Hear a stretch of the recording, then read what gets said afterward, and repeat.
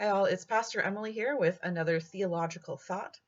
So lately the thing I've been thinking about is the appearance of God. And the story that's come to mind is the appearance of God to Elijah in the wilderness.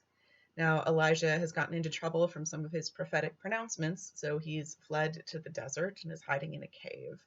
And all this is found in the book of 1 Kings, and this part is in chapter 19.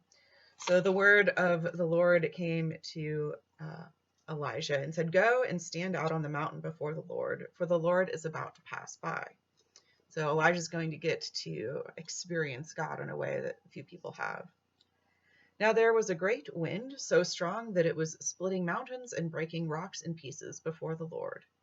But the Lord was not in the wind. And after the wind was an earthquake, but the Lord wasn't in the earthquake. And after the earthquake, a fire, but the Lord was not in the fire. And after the fire, a sound of sheer silence. When Elijah heard it, he wrapped his face in his mantle and went out and stood at the entrance of the cave. And then there came a voice to him, and that was the voice of God. So all these ways that went through that we might expect God to come through, or Elijah expected God to come in a great wind or earthquake or big things like that. And it was only after silence, after things had calmed down, that God came and spoke to Elijah. And I've been thinking of this in terms of what we're all doing here with this physical separation, right? The goal of staying physically separated is to keep people healthy. And so if we do this right, nothing will happen. People will generally stay healthy. And it'll be hard to tell, that what actually was achieved and where God was in this.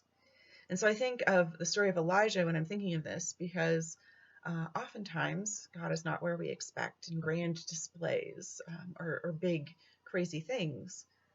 God's in the quieter moments, and God's even in absences, like the absence of people getting sick.